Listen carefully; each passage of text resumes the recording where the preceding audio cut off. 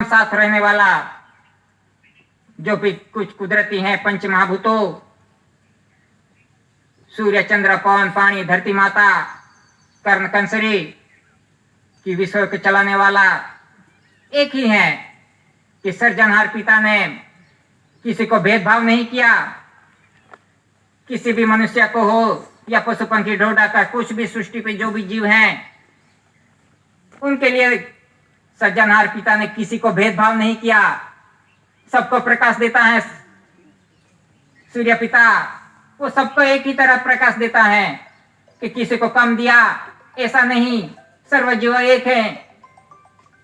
सूर्य चंद्र पवन पानी कणी, ये पवन है वो भी सबको एक ही तरह देता है। को किसी को नहीं दिया और किसी को दिया ऐसा नहीं। सृजनहार पिता ने तो सब जीवों के लिए एक ही तरह दिया, तो कोई भेदभाव नहीं किया। इसी तरह से कणी हो धरती माता हो जो कुछ भी पंच महाभूतों हैं वो तो सृजनहार पिता ने सबको एक ही दिया, क्योंकि वो ही चलाते हैं पूरे विश्व को। उनके बिना विश्व हिल भी नहीं सकता। तो इसी तरह से विश्व को चलाने वाला एक सूर्य चंद्र पवन पानी धरती माता कर्ण कंसरी। लेकिन धरती माता पे आके किसने भेदभाव खड़े किए, किसने वाड़े बनाए कि कुदरत का तो कोई भेदभाव नहीं। कुदरत के सामने तो कोई ऊंच नीच कुछ नहीं, सब कुछ एक समान है। लेकिन इस धरती माता पे आके ये मनुष्य ही ऐसा होशियार है कि उसने आके आज कितने वाड़े बना दिए। मैं किसी के बारे में नहीं कह रहा हूं, लेकिन जो है वो किसी की टिंगल नहीं कर रहा हूं कि आज किसकी लड़ाई झगड़ा चल रहा है। आज जहां देखो वहां धर्म कारण और राजनीति का झगड़ा चल रहा है कि धर्म कारण और राजनीति भी कुदरत ने साथ लेके नहीं भेजा था, क्योंकि जितने धर्म आए वो भेदभाव यानी अपने अपने वाड़े बना लिए। वो किसने बनाए? वो मनुष्य ने धरती माता पे आके बनाए धर्म। ये कुदरत ने किसी को साथ लेके नहीं भेजा था कि तुम ये धर्म लेके जाओ मैं ये लेके जाऊं। सबको अलग अलग धर्म लेके नहीं भेजा था कुदरत ने। लेकिन ये धरती माता पे आके ये मनुष्य ने सब भेदभाव खड़े कर दिए कि ये मेरा धर्म, ये मेरा। आज गिनो तो कितना धर्म है विश्व के अंदर, कितने धर्म हैं। तो इसी तरह से जो कुछ भी भेदभाव हुआ है कुदरत के खिलाफ वो मनुष्य ने किया है कि जो भी हो वो जो कुछ भी धर्म हो वो कुदरत को तो साइड पे रखा कि कुदरत की ओर तो किसी का ध्यान नहीं, जो हरदम अपने साथ हैं, हरदम साथ है, हरदम उसको तो साइड पे किया। और आज हम किसके तरफ जा रहे हैं? तो इसी तरह से हमें ये देखना चाहिए कि हमें कौन पिलाता है, खिलाता है, हवा देता है, खाना देता है, कौन हरदम साथ है, वो देख के उसकी प्रार्थना करनी चाहिए। नहीं तो हम तो उसकी प्रार्थना तो भूल गए। जो हरदम अपने साथ हैं उनको तो भूल ही गए, और आज हम किसकी प्रार्थना कर रहे हैं? तो इसी तरह से ये देख के, ये कुदरती व्यवहार देख के हमें चलना चाहिए और उनकी आरती करनी चाहिए कि विश्व के अंदर हमें दो तरह की कणी दिखती हैं, एक पवन पानी की कणी और एक श्वास बिंदु की कणी। कि जो हम धरती माता पे जो खेड़ करके जो दाने डालते हैं कि धरती माता के ऊपर, तो वो जब बीज डालते हैं तब उस बीज को ऐसे डाला, लेकिन वो अंकुरित कैसे होते हैं? ऐसे डाल दिया ऐसे ऐसे तो नहीं अंकुरित हो जाएंगे। लेकिन जब तक ये धान्य कणी पे पवन पानी का जो मिलन नहीं होगा तब तक बीज अंकुरित भी नहीं होंगे। तो ये मिलन होगा पवन पानी का, तब बीज अंकुरित होंगे। और ये धान्य कणी धीरे धीरे अंकुरित होकर बड़ी होगी और ये धान्य कणी से इस देश का व्यवहार चलता है और इसी तरह से पूरा विश्व का व्यवहार इस धान्य कणी से चलता है। जब तक ये धरती माता पे धान्य कणी नहीं उत्पन्न होगी तब तक विश्व का व्यवहार भी नहीं चल सकता। तो इसी तरह से ये पवन पानी की कणी है, उससे पूरा विश्व का व्यवहार चलता है।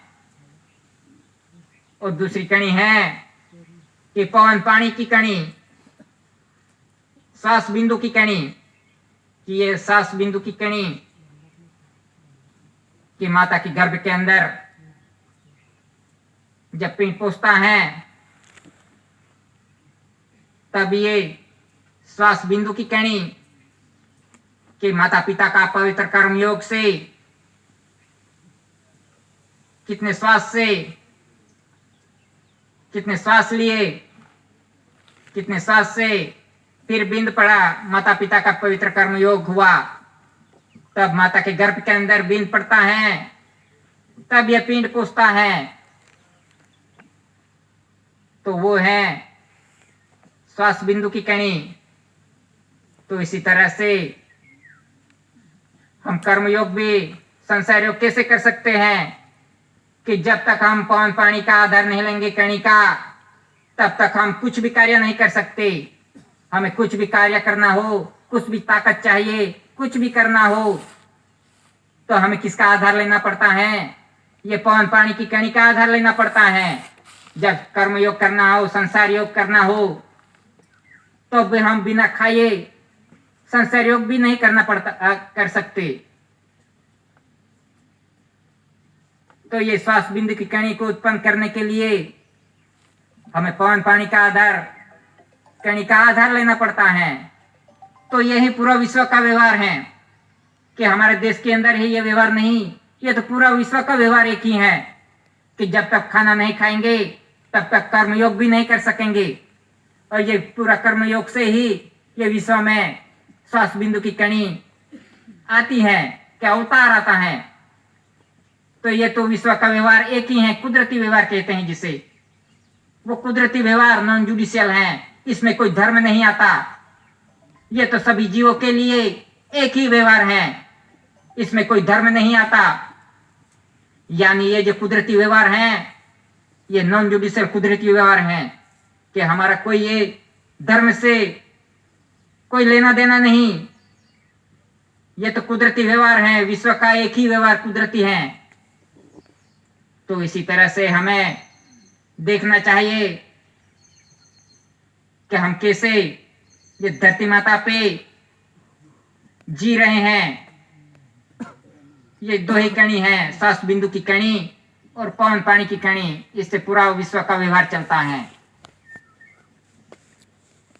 तो इसी तरह से हमें ये देख के व्यवहार कुदरती व्यवहार है, नहीं तो हमको सबको धर्म में डाल दिया है। लेकिन ये व्यवहार किसी का धर्म का विरोधी नहीं, किसी का विरोधी नहीं, ये तो कुदरती व्यवहार है, अखंड व्यवहार है। तो इसी तरह से हमें ये व्यवहार देखना चाहिए कि माता पिता का पवित्र कर्म योग से जब बींद पड़ता है और ये पिंड पूछता है और अमुक टाइम के बाद, अमुक महीने के बाद माता के गर्भ से जो जीव आता है वो हंस बन के आता है धरती माता पे। तो हंस बन के आया, तब जब छोटा बच्चा रहता है जब धरती माता पे, तब वो सत्य ही बोलता है कि उसको कुछ झूठ का पता नहीं होता, कि जो कुछ भी बोलता है वो सही ही बोलेगा, क्योंकि वो सृजनहार पिता के घर से हंस बन के आया है। तो जैसे जैसे ये बड़ा बच्चा होता है, बड़ा होता है, ऐसे ऐसे ऐसे वो सब कुछ विद्या सीखने लगता है। छोटा होता है तब इसको कुछ पता नहीं होता क्या झूठ है ऐसा, लेकिन जैसे जैसे जैसे बड़ा होता है उनके उसको ज्ञान आता है कि हर तरह का ज्ञान आता है कि कैसे को कैसे छेतरना है, कैसे को उल्लू बनाना है।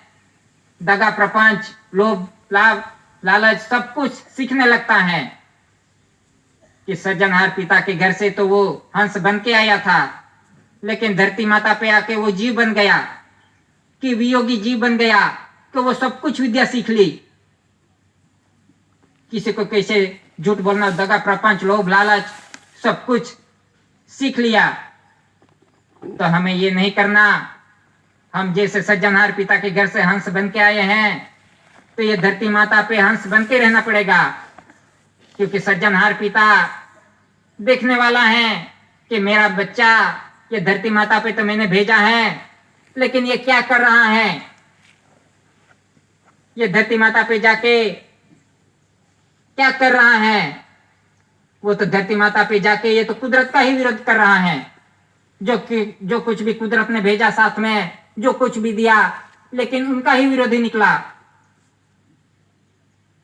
कुदरत हर दम देता है, लेकिन उनको भूल के वो तो किसी और की प्रार्थना में लग गया। तो इसी तरह से हमें हंस बनकर ये कुदरत की आरती, कुदरत की प्रार्थना करके मन, विचार, वाणी, कर्म शुद्ध देही करके हमें जीना है हंस बन के। तो इसी तरह से हम हंस बन के आए हैं, तो हंस बन के जिएंगे तो सृजनहार पिता अपन को अवश्य बचाएगा और बाप के घर का रास्ता दिखाएगा। जैसे जैसे बच्चा बड़ा होता है, छोटा होता है, तब वो डायरेक्ट कोई दूध नहीं, धान्य कणी नहीं खाने लगता। जैसे छोटा बच्चा होता है, वो पहले माता का दूध का आहार लेता है।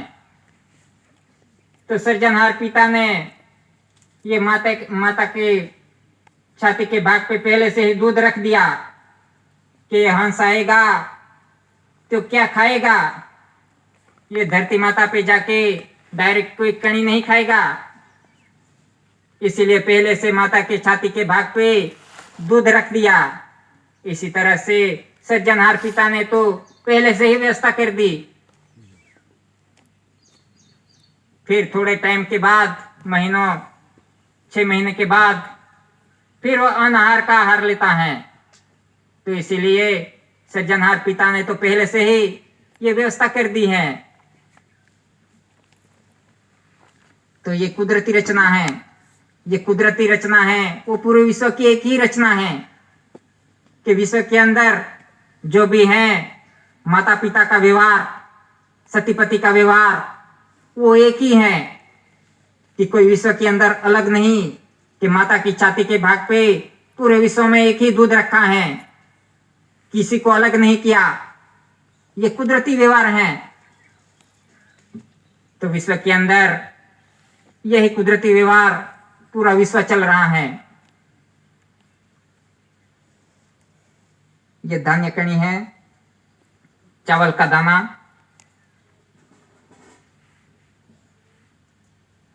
कि उसकी रचना देखिए।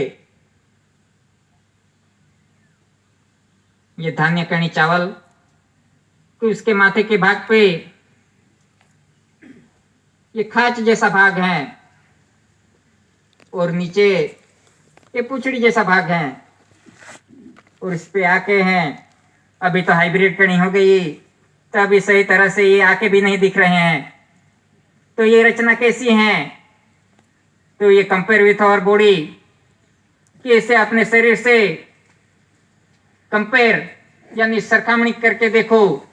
तो ये जो माथे का भाग है, ये खांच का भाग, ये शरीर की रचना, हमारे जो माथे के भाग पे जो ताड़े का भाग है, यही भाग है यहाँ। और कणिके भी ये माथे पे ये खांच का भाग है, और ये नीचे वाला भाग है। इसी तरह से ये कणी की रचना और शरीर की रचना ये समान है। ये दादा ने पुरवार किया है, कि पुरावे के साथ दिखाया है कि जहां से ताड़ के भाग से जीव आता है, इसी तरह से ये मनुष्य का भी जीव यहां से आता है, और कणी का भी ये खांच के भाग से ही आता है। तो इसी तरह से ये कणी की रचना और शरीर की रचना एक समान है। ये चावल का दाना छोल के दिखते हैं कि उसके अंदर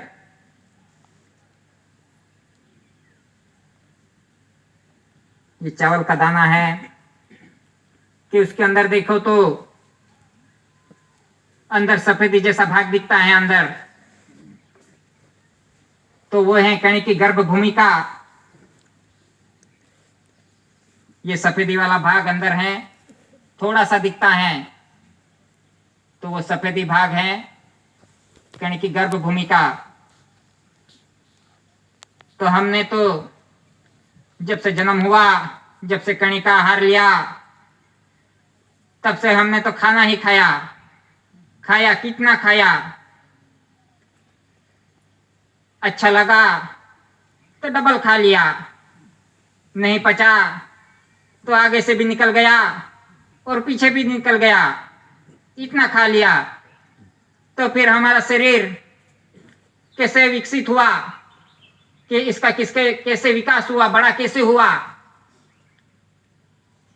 हमने तो जितना खाया उतना तो निकाल डाला, तो ये हमारा शरीर कैसे बड़ा हुआ। तो ये कणी की गर्भ भूमिका है, जो सफेदी का भाग है कणी के अंदर, उससे हमारा शरीर